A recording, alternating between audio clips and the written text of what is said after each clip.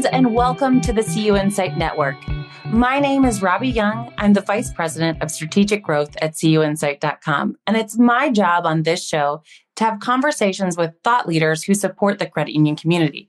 In this episode, we'll identify issues affecting credit unions and have a discussion on best practices so that we can all gain a few nuggets we can learn from and help improve credit unions. My guest today is Wes Zauner, Vice President of Product at MeridianLink. Wes, thank you for being here. Thank you for having me, Robbie. It's a pleasure. Of course. So most people didn't grow up thinking they'd work with credit unions. What did you want to be when you grew up? Yeah, I imagine that, it's fun to hear and peer into different people's answers on this. Not too long ago, I was looking through an old yearbook, and third grade Wes Zauner wanted to be in the NFL, which was actually kind of a surprise to me. And I chuckled a little bit getting back into my 9-year-old mind. The answer evolved over time. After that, at one point, I wanted to be an architect. I was really interested in the idea of building things. And then my math and science interests evolved into wanting to be an engineer. So I went to school for engineering and ended up becoming an engineer to start my career. But that was kind of the journey to what I wanted to be. Awesome. I know a lot of engineers. What was the journey like to your current role as Vice President of Product at MeridianLink? Yeah. So as I mentioned, I started my career as an engineer. I worked in the audio-visual space, so doing professional installations, smart classrooms and boardrooms and the like. That was an interesting career. And ultimately, the company that I was working for just wasn't a great culture fit. And so I was interested in making a switch. MeridianLink was a company that is not far from where I live in Southern California, and they had positions posted for engineers. So I interviewed for an engineering role at MeridianLink. I went through the entire process for a software engineer and ended up getting to the end of that process and was told that they thought I would be a better fit for a different position. And I greatly appreciated the company taking the time to consider my strengths and weaknesses. So I joined the company actually as a product manager based on the recommendation of the hiring manager and talking through the position. And over the years, I've worked on various different products here at MeridianLink, starting with our credit products, working on mortgage loan origination systems, collections platform, as well as our consumer lending and account opening solutions, and just slowly but surely making my way through the organization to get to where I am today. Tell me a little bit more about MeridianLink. Where and how do they add value to credit unions? Yeah, great. So MeridianLink has been around for over 25 years now. So I've been with the company for 12 years and have had a firsthand view into about half the company's lifetime. So we were founded in 1998. Our co-founders had a vision for bringing technology to the local credit union market to really help automate more of the lending process. And so, MeridianLink today, we serve over 2,000 customers, and we help credit unions grow. We help credit unions become more efficient, and we help credit unions reduce their risk. And so when I say that, we span across consumer lending, account opening, collections, mortgage lending, small business lending, all retail lines of business for a credit union. And ultimately, our goal is to provide solutions that help financial institutions make digital progress, ultimately serving their members in the ways that they want to be served and where they want to be served. And so ultimately, our goal is to help credit unions advance in their digital technology journey. That's awesome. Let's dig in a little bit more there. So the support MeridianLink provides, could you get some more details around how you all help credit unions move away from those legacy products and adopt solutions to help enhance their digital experience? Absolutely. Yeah. And the answer to this question is really going to depend on the individual credit union. So for some credit unions, really the journey starts with just being educated on the importance of the digital experience and the importance of investing in technologies that help them compete and win in today's marketplace. And so as a company that does business with so many credit unions, we have really reliable and broad data that allows us to be able to provide input to credit unions and help them understand the impact of making those investments in their organization. And so we can bring that data to them to explain, the importance of moving away from, legacy solutions, legacy technologies, even legacy processes, and modernizing and making that digital progress. So for some credit unions, it ultimately starts that early on. For other credit unions, really it's a matter of connecting with what their goals are, right? They will share with us, maybe they already understand the importance of making digital progress and the digital experience for members. And so it's really about connecting and aligning MeridianLink technologies and also our broader partner marketplace of integrated solutions and aligning with what they say is important and building a plan towards digital transformation and continued digital progression. And so ultimately for us, being able to bring latest, greatest technology to institutions to help them overcome the challenges that they experience with legacy technologies, whether that's inefficient processes or not being able to grow and expand their member relationships in the way that they want to be able to, or increase risk associated with a lot of manual efforts. Really, our goal is to connect institutions with solutions and with best practices that help them evolve and grow into the future. So you mentioned digital progression. What really is digital progression and why should credit unions be focused on it? Digital progression is MeridianLink's way of thinking about digital transformation. So digital transformation is imperative, and it's something that the industry has been talking about now for many years. But the reality is digital transformation for a lot of institutions is really challenging. And there's a variety of reasons for that. Could be budgetary challenges, could be personnel buy-in challenges, could be challenges integrating new technologies to create a cohesive experience. Right? There's a variety of different reasons why digital transformation is so challenging.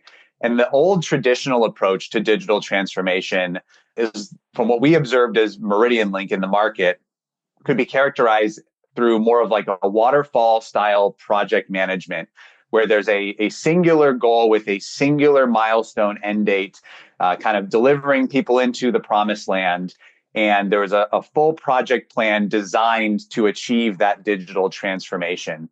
And ultimately, those types of projects are thinking of digital transformation as more of a destination rather than thinking of digital transformation as an ongoing journey to evolve processes and take advantage of technologies to enhance the member experience and enhance the efficiency of the organization over time.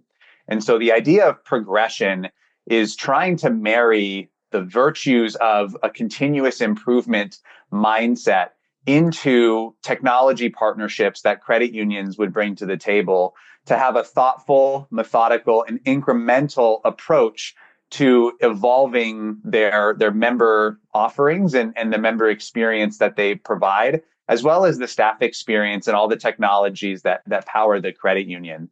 And so being able to decompose and understand the direction that the institution wants to pursue and really breaking that down into incremental milestones to be able to go and achieve that end state without all of the risk that came from more of a traditional waterfall style approach to transformation that had a lot of risk, and you could potentially end a 2 or 3 year initiative not realizing the benefits that you were hoping to realize from the very beginning.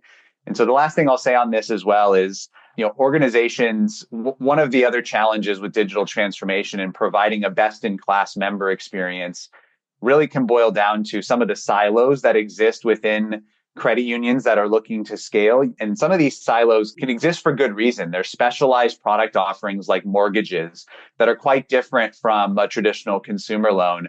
And so you need staff that are able to work those products and be able to produce those solutions for members.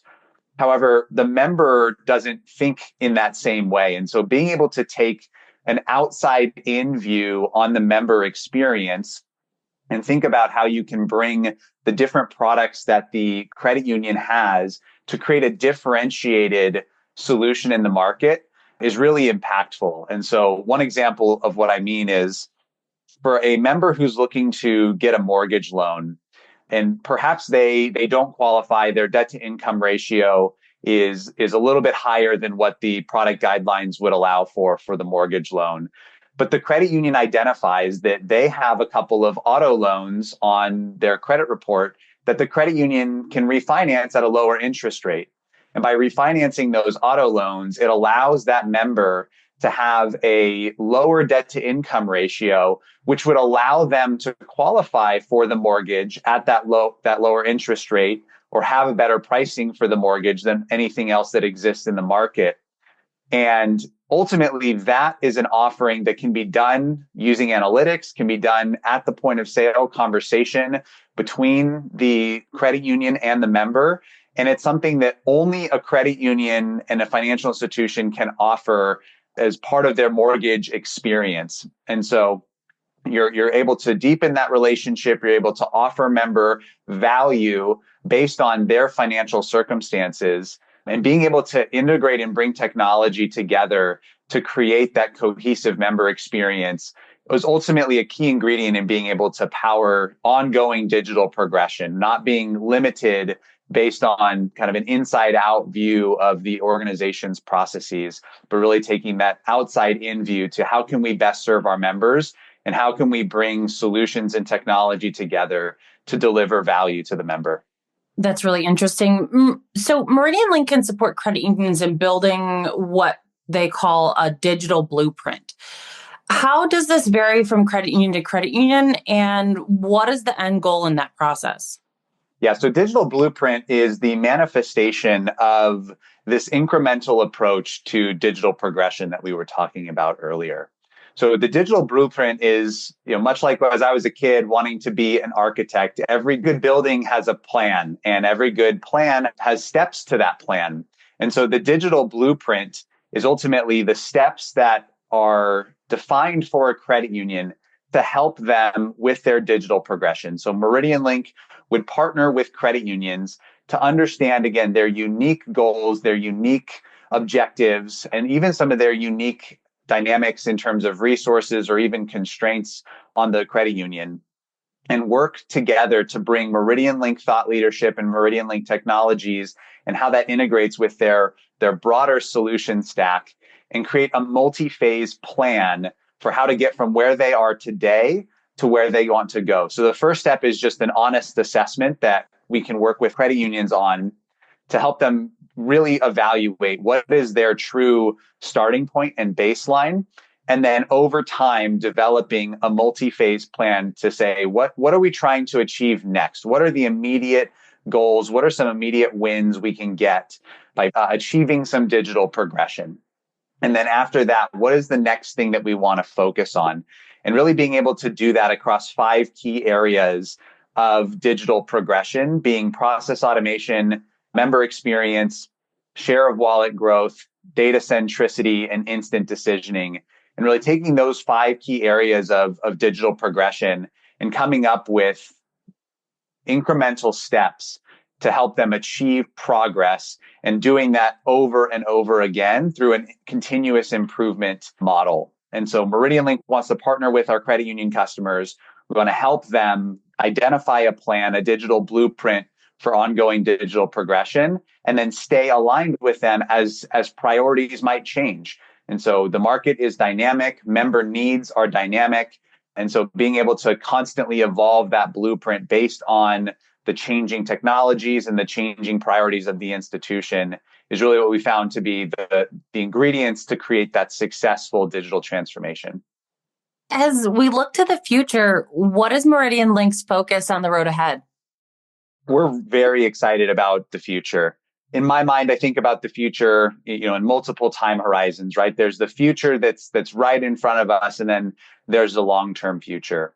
For the future that's right in front of us, we recognize that still many credit unions are very focused on the importance of new member acquisition and deposits. And so a lot of our focus in the near term is really helping our credit union customers connect with more seamless technologies and more automation to drive the fastest processes and new member onboarding journeys that we can create. And so helping credit unions to modernize their tech stack so that they can compete and continue to grow in the market with deposit and new member relationships is a really important near-term goal for us. And part of that is also developing personalized member journeys. And so connecting our customers with technology that allows them to create personalized member experiences that are contextual and relevant based on the member's starting point with the institution, whether that's through a Google search or through maybe a channel partnership that the institution has, or coming from even something like a TikTok video, being able to create unique onboarding journeys that allow for make the credit union to make the most compelling first impression with that member.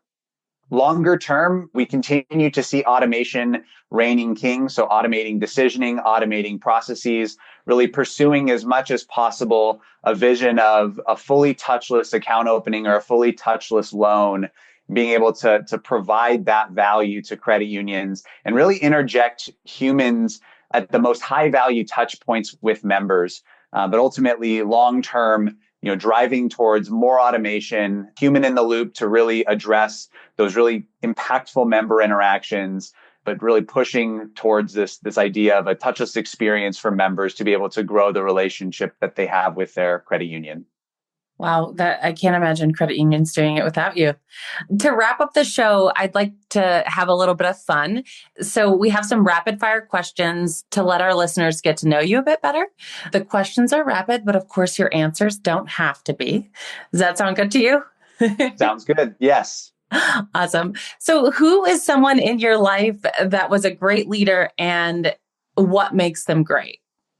Yeah, I had a prior boss who was an amazing leader. And one of the things that I noticed that this person did really well that was remarkable for me was this leader was willing to have the tough conversations to really ensure that the organization and people were really pushed beyond their limits and really challenged to grow and evolve. And that at times it meant that there were some uncomfortable conversations to be had as people were complacent and they were not really pushing themselves as much as they could. And so I think, a good leader is somebody who can rally people behind a common cause. They're also somebody who can bring out the best in people, even by having some uncomfortable conversations at times to really help people identify opportunities for growth and really call out the best in them that they may not even identify in themselves. Nice. No pressure, no diamonds, right? That's right. That's right. So if you're going to splurge on something and really want to treat yourself, what's one thing that you might invest a bit in? My guilty pleasure here is home gym equipment. I started to accumulate home gym equipment through the pandemic time period. It's very easy for me to justify mentally buying some cool gym equipment for my gym that I have in my garage. So it's safe to say your Peloton did not become a clothes rack. That's exactly right. Yes.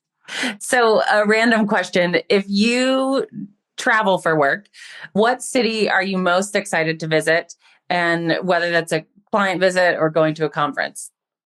I really have grown over time to appreciate a general sense of rootedness and even a connection to history.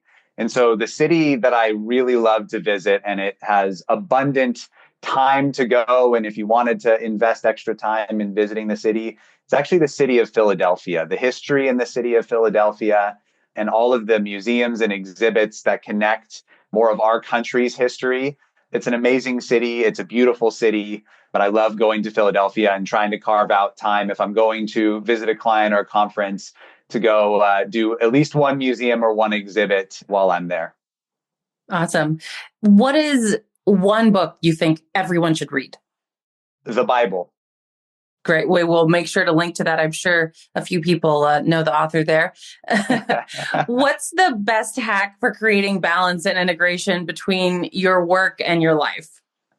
Yeah, that's a really interesting question. I think one thing that has been helpful for me, and I don't know if I would consider it a hack, but having really impactful routines that allow for me to transition between work mode and my personal life mode, dad mode, if you want to call it, being able to do that in the morning before I start my day and being able to do that after I end my work day, being able to do that in as quick a manner as possible, but that really allows me to meaningfully engage in both my work and at home and with my friends, where I'm not having things bleed over too much.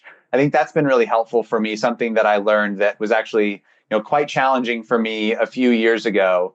And so building those routines that allow for me to transition quickly to maximize my time both working and maximize my time in my personal life has been really helpful. That parent mode just really knows how to put their mark on things, I'm sure. Yes, exactly. So we'll link to everything we talked about today in the show notes. And my last question to you is, do you have any final thoughts you'd like to share or asks of our listeners? Well, I think in the spirit of digital progression, and then also even the leader that came to mind when you asked me that question and what he kind of showed me as part of leadership, I guess I would say, just keep pushing for continuous growth, right? Never become complacent and just keep pushing yourself to do better. I think that has been a mantra that for my own life has been really impactful, whether it's, health or even my professional career or education. And I've seen the great benefits that come from having just a continuous growth mindset. And so I would just encourage everybody to think about what it looks like to adopt that mindset for themselves and consider how they can become a better person, or if you're, a leader at a credit union, how you can make your credit union a better credit union incrementally over time, right? Change does take time and it's a process, but it's absolutely worth pursuing. And so really having that continuous growth mindset would be something I would absolutely encourage everybody to adopt. That's such great advice. Thank you again, Wes, for being on the show. We appreciate you spending time with us here on the CUInsight Network. We are already excited for our next conversation, and we hope you'll join us again soon. Thank you so much, Robbie.